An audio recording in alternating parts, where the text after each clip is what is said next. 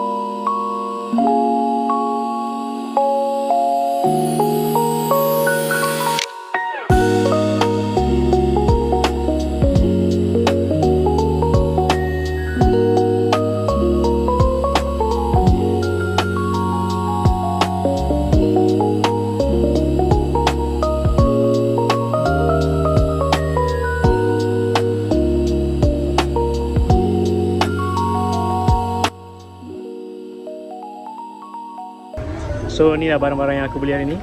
First of all, aku secure His Brew punya kopi. Tak silap, okay ni lah kopi yang aku beli tadi, Genesis Blend. So ni by His Brew Blend lah. And then aku juga beli kopi daripada Letter Coffee Together. So dia buat promo tadi, 3 bin dapat RM70. So aku beli Peru punya original, single origin. And then ada espresso blend. Ni more kepada dark chocolate lah punya rasa kan. The last one is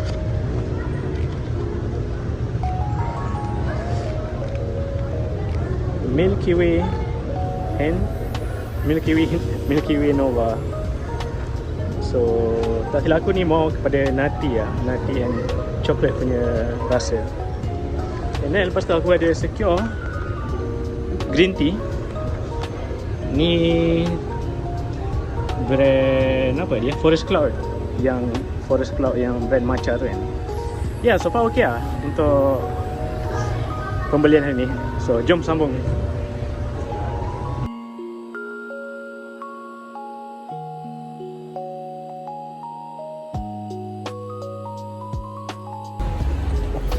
So yeah, right now we are at what the coffee exhibition name?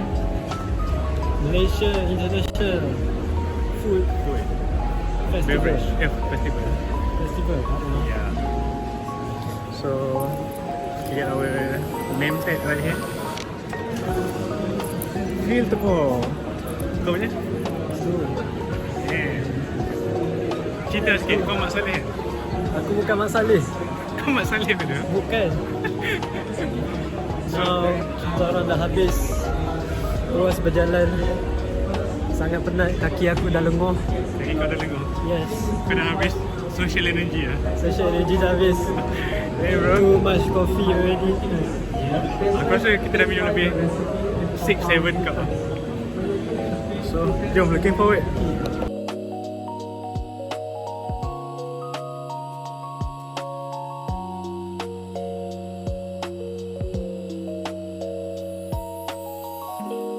So ya, kita orang pun dah habis membeli coffee bean baru. So far okay lah dia punya exhibition hari ni kan. Sebab ni pun first time aku datang coffee exhibition dekat KL. Weh, ada final match tak? Before kita ending video. Honestly quite penat jugalah walking around. Tapi it's good experience. Good experience. Tunjuk tag kau sini. Tag. You Nash Outside Field to Form. Remember that name, bro. So far, okay lah. So, yeah, hope you guys enjoy this video. And don't forget to tap the subscribe button because I'll be back to entertain you guys. So, bye bye.